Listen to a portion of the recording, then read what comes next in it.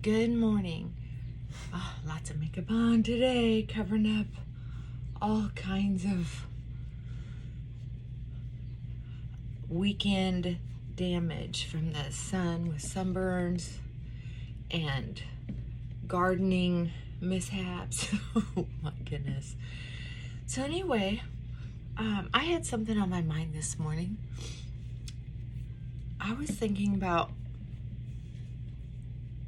conversation I had recently with someone who was telling me about their not a client excuse me, telling me about their experiences and how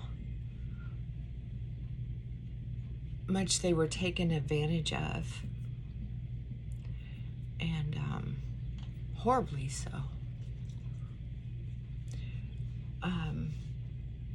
It made me think of when I had been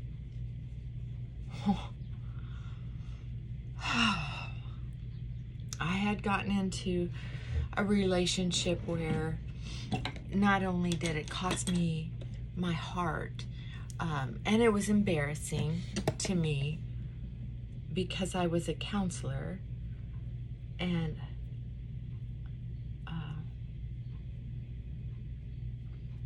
I also owned a small day spa. So I fell in crush with a guy. I was living in a small town, and he seems so worldly to me. I've been a Midwest corn-fed country girl for so long, and he was so groovy, so Portland, Oregon, you know? And I was very impressed. And he took me on, encouraged me to go on trips with him, and we did. We went on several trips. I'm not saying I didn't pay my way in the beginning, because I think I did, but after a while it was him paying, and I was so flattered. It took me a while to put together that most of the gifting he did was after he did something that obviously would have hurt my feelings if I found out, or getting into an argument with me and then showing up with a fabulous gift that would derail the conversation. You know, one thing led to another, and I sold my business and moved out west with him to the Portland area.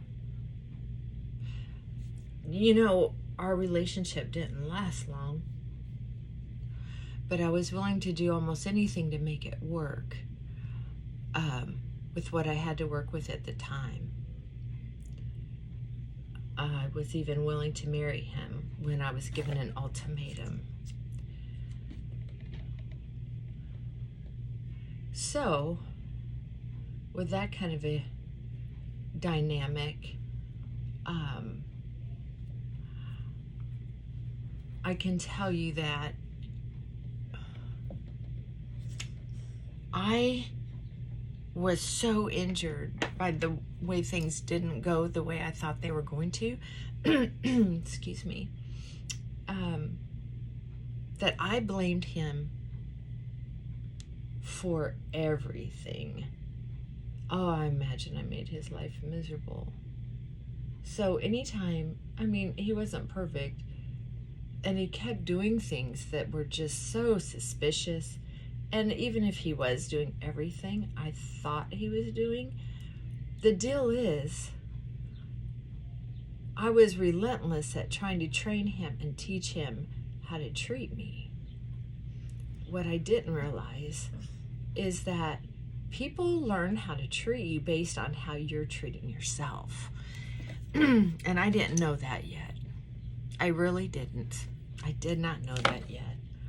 I just kept thinking he was so interesting and so smart. Oh, when we had conversations about his work or about the world, he had so much to teach me, and that fascinated me.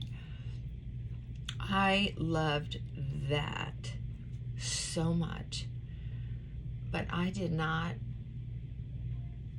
understand that the dynamics between us, I don't know if it would have worked out eventually or not had I been more in control of my feelings and emotions looking back on it. What I do know is that I was so hurt and injured that I gave up so much to be in the relationship, and it wasn't perfect. I really did think that, oh my God, I gave up so much, you should do everything my way. But I didn't see that then. What I saw then was how injured I was, and how, of course, we should do things my way. I could not see me. I could not hear me. So today, if anyone asks me about that relationship years later, when I run into an old friend or something who knew me when I moved away and then came back, I tell them the relationship just did not work. We misunderstood who each other were, and I certainly didn't know myself well enough then to be a part of a relationship. You know, with trauma from the past, especially childhood trauma, you know, there's all these triggers. It's hard to find a good match. If you find a good match, you don't usually know it. Even with therapy and count, I mean, people talk about, oh, I got enough therapy that I'm good now. Or I've been sober so long, so I'm good now. Well, there are some stories that look or sound like success stories when people are talking about them on stage, and they want to be encouraging to other people. They want to help other people. But I think it does a disservice when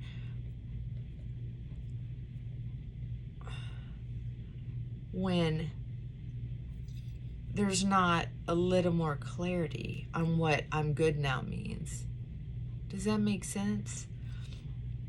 I hear people talking, oh, my therapist helped me work through that. I'm done. I'm good now. I'm ready. And it's like, you may be ready for a new relationship, but it doesn't mean you're not still going to suffer.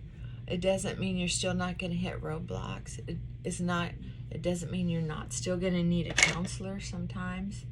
And it certainly doesn't mean that your partner shouldn't understand that you had trauma. I'm not saying every detail.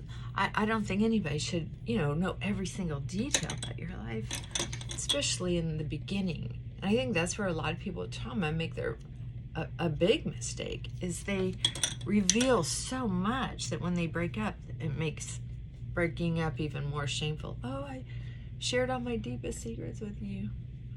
Yeah, I've been there too. Young and dumb. Okay, not even so young. You're right. I was so excited about getting up early today to get some work done, because it's Sunday and tomorrow's Monday, and I already have full schedule again as usual, right? Yay!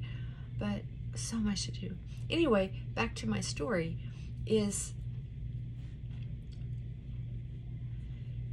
if I had not accepted my part of the damage that relationship created, I would still be living in hell, emotional hell. And the conversation that I got into recently with this person reminded me of that. It reminded me that, thank God, or whoever you want to give credit, I'm willing to take responsibility for my actions so I can better prevent them in the future. Doesn't mean I've been preventing every injury But what it does mean is that I don't have to live in anger and resentment because somebody else hurt me. I can take responsibility and know that, oh, next time I need to do this, or next time I shouldn't maybe do that. So I have more control over my life. If I go through life as a victim, there's no control. I'm floating in the wind. But I do know with each thing that I felt that my ex injured me with, I saw red flags. I saw patterns, and I refused to leave. And when I did get help, it was too late to save the relationship or to leave with grace and dignity. It was messy and loud and ugly. Yeah, it's kind of embarrassing. It was a little embarrassing. But what are you gonna do? Okay. So I wanted to share that story with you. I hope that's helpful. There are some people out there that are just so ashamed of their past relationships because they were ugly or they felt used or they didn't leave sooner. You know, even those of us with vast education and life experiences still make mistakes, especially because, you know, some cards that were dealt that may or may not have been your fault. But I know that I got a rough start because of, like a lot of people, childhood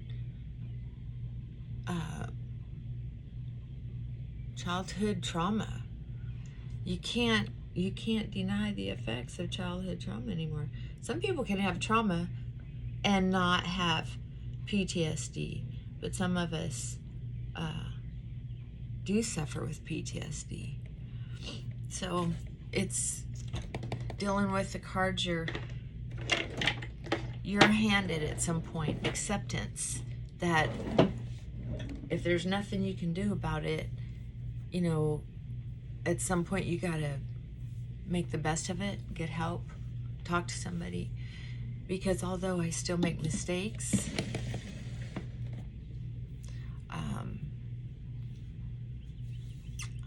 there's a big difference between feeling like an oops, oh, I did it again, or oh, I coulda, shoulda, woulda, okay, I'll figure this out, okay, I hurt, I'm gonna get through it, right? Versus being angry and humiliated and victimized, right? That I don't like. That's up to you. But I think one of the biggest things we can do for ourselves is to take responsibility for our part. Look at that puppy, all curled up. Take responsibility for our part. I know my part. When I take responsibility for my part, I feel like I have a little more control over my life and my decisions going forward. And I can tell you this, that is the truth. It's my life and I have control over it. And if I'm in a sticky situation, it's because for some reason, I think it's worth it. Am I super, super proud of that kind of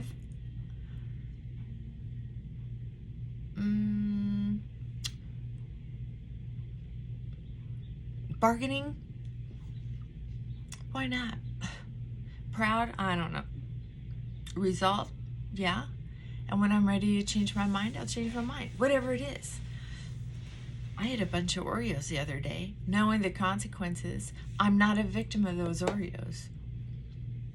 Right? I mean, there are a lot of things. Overworking and being sore for a week. Oh, man, I'm probably going to be. But I'm responsible for it. I did the trade-off. I knew what I was in for, and I did it anyway. Sometimes I don't know that, you know, an oops will happen. Like I might accidentally nick my arm with a shovel when I'm putting it down.